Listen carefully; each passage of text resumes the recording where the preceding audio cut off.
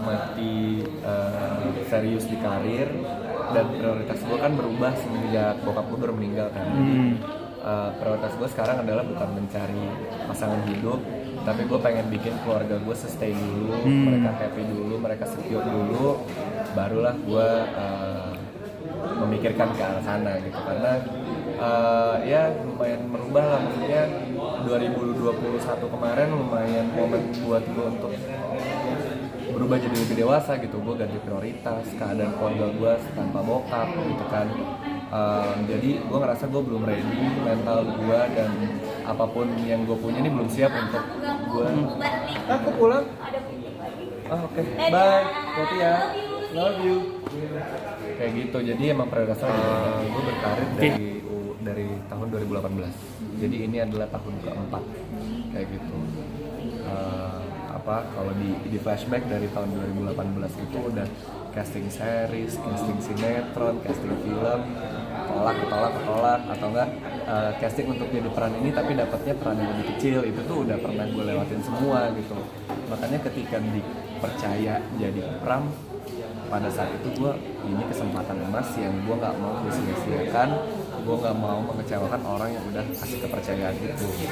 Karena untuk ngedapetinnya, waduh, kesempatan 1/1000 gitu. Berarti ada yang casting tuh ada yang paling itu nggak paling bikin sakit hati, tapi di sisi lain ternyata menyadarkan kamu gitu. Casting ini, gue kira Dari perjalanan mungkin yang lain yang paling bikin sakit. bikin sakit. Komentar-komentar mereka gitu. Oh ya ada lah, yang tadi gue bilang ya ini looknya kurang pemeran utama gitu kan, kayak masih kekurusan, masih dekil, rambutnya ya banyak lah kayak gitu. Ya pada saat itu gue cerita ke teman-teman dekat, ke manajer kayak gimana caranya supaya gue sustain di sini kalau nggak dikasih kesempatan gitu kan. Sebetulnya yang dibutuhkan oleh aktor-aktor pendatang baru kayak gue adalah kesempatan gitu untuk membuktikan apa yang kita punya gitu kan. Jadi ya sempet lah patah hati, apalagi kalau castingnya sama temen gitu, terus yang dapat malah temen sendiri gitu. Wah itu rasanya, ini sebetulnya gue layak gak sih di industri ini, apalagi umur gue juga udah menuju kepala 3 kayak gitu. Apakah benar industri ini bisa menerima gue dan bisa menanggung gue untuk hidup kayak gitu. Tapi ya perlahan berasaskan kepercayaan yang gue punya, bisalah, ini pasti ada harapan. Tujuan gue baik di industri ini, gue nggak mengejar popularitas, gue hanya ingin berkarya segala macam. Akhirnya ya gue didekatkan oleh orang-orang kayak Umay, Prilly yang merasa mereka juga bukan siapa-siapa, hanya ingin berkarya, mewakili anak muda. Jadi ya udah langsung deh. Contohnya gue kira ke rumahnya. Bener nggak sih katanya kalau dicari itu yang looknya bule gitu, bener nggak sih? Sebetulnya ada banyak yang cowok yang harus tinggi, looknya bule, atau yang badannya bagus, high maintenance itu ada, dan gue tidak kecewa. Maksudnya itu kan kepercayaan mereka menganggap kalau karakter ini dimainkan oleh orang-orang yang keturunan bule segala macam akan lebih bagus. Jadi ya apa juga gitu.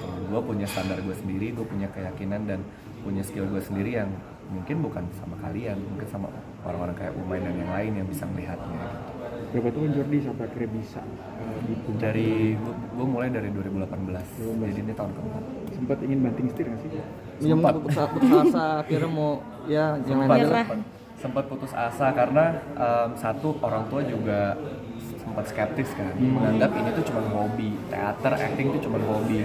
Sedangkan gue ini kan istilahnya tulang punggung di keluarga gitu, udah dikuliahin sampai S1, terus masa ijazahnya nggak dipakai kayak gitu.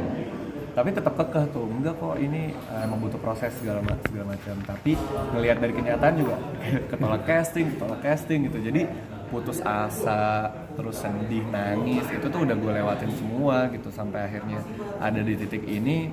Ya bersyukur banget lah, maksudnya dengan kurun waktu yang singkat 4 tahun gitu. Kalau dilihat dari teman-teman seangkatan gue yang ada 9 tahun, dari umur belasan mereka mulai baru mendapatkan kesempatan pemeran utama. Jadi gue bersyukur banget ketemu Prilly, Umay untuk memainkan Pram sebagai pemeran utama. Yang bikin lo semangat akhirnya, udah gue terus aja lah daripada gue banting setir. Yang bikin semangat apa ya? Karena gue tahu ini mimpi gue dari kecil gitu. Gue pengen jadi aktor, gue pengen menjadi salah satu aktor yang berada di jajaran aktor-aktor Indonesia kayak Reza Rahadian, Christine Hakim, ya senior lah, gue pengen kayaknya gue bisa gitu. Terus gue juga tahu untuk berada di posisi itu tuh nggak mudah. Jadi ya ketolak casting itu bukan cuma gue yang ketolak, banyak ratusan aktor di sana yang ketolak casting, diremehin, dipandang sebelah mata itu banyak. Jadi itu tadi mungkin ada seleksi alam ya, seberapa cinta kita dengan industri ini, dengan apa yang kita lakukan. Jadi kalau yang ditanya yang bikin semangat ya mungkin ini adalah mimpi gue, dan ketolak casting dan lain-lain itu bukan faktor untuk lo gagal gitu. Masih banyak cara menuju Roma. Tekad kuat berarti ya. Tekad kuat. Emang siapa yang bikin bermimpi jadi aktor siapa? Soalnya ada Role model. kenapa Inspirasi. pertama kali tercetus gitu? Oh, pengen aktor. Ini yang menunjukkan jalannya maksudnya. Nggak maunya awal kenapa pengen jadi aktor? Yang Oh, mendorong awal kamu mau pengen jadi aktor. memutuskan. Oke, ini kan dari kecil sebetulnya gue tuh suka banget nonton TV, sinetron, nonton acara-acara presenter gitu. Judulnya tuh masih artis, gue belum tahu kalau ada istilah aktor gitu. Lulus kuliah, gue itu kru, gue sempat jadi kru,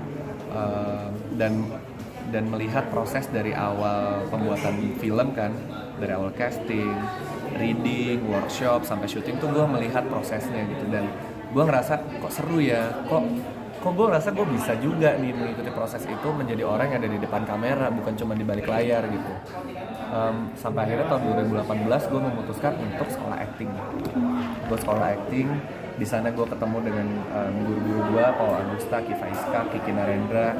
Mereka yang mengenalkan gue, acting tuh kayak gini, good attitude tuh kayak gini, step-stepnya tuh kayak gini loh gitu. Jadi ya itu makin membuka mata gue kalau industri ini ternyata beneran ada gitu. Karena sebelumnya gue nggak kenal industri ini, gue terakhir di keluarga Minang yang pebisnis lah gitu.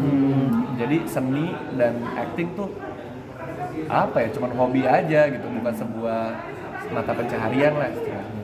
Beda circle ya. Beda circle banget, jadi gue sendiri nih yang mencari lubangnya, caranya gimana kayak gitu. Terus kan gimana respon keluarga setelah ngeliat lu sukses dengan beberapa series kemudian di film Senang ini? lah akhirnya senang karena kita sempat berdebat kan. Nyokap yang paling worry gitu, lo anak cowok satu-satunya, anak pertama, apakah iya gitu, melihat pada saat itu castingan setahun paling gue cuma dapat satu film gitu. Dengan porsi yang kecil, apa lu bisa nanti menanggung satu keluarga, lu udah ntar menikah dengan pekerjaan lu ini gitu. Ya gue bilang bisa, emang butuh proses aja gitu. Sampai akhirnya di titik ini ya mereka happy lah, seneng, ikut bangga juga, sampai akhirnya support. Sekarang udah di tahap apa nih? 1 tahun berapa film, berapa series? Khususnya tahun ini 2022 ini. Maksudnya? Udah ada berapa tawaran film dalam setahun? Oh, alhamdulillah sih, maksudnya baru sampai Maret. Banyak PH-PH film-film yang ngajakin kerja bareng. Tapi tetap yang gue lakukan pilih-pilih, gue nggak mau mentang-mentang gue kira kalau rumah 2 juta sekian dikasih karakter apa, gue tetap minta casting dulu.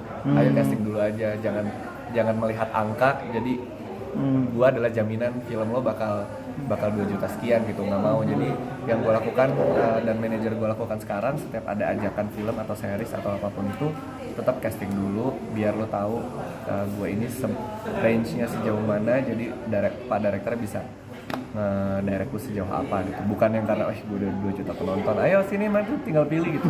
Gitu. Karena gue juga beban kan, angka sekian pasti banyak ekspektasi orang di luar sana untuk kerja bareng gue gitu. Ya udah Jordi aja kemarin 2 juta, gue nggak mau kayak gitu, takut mengecewakan.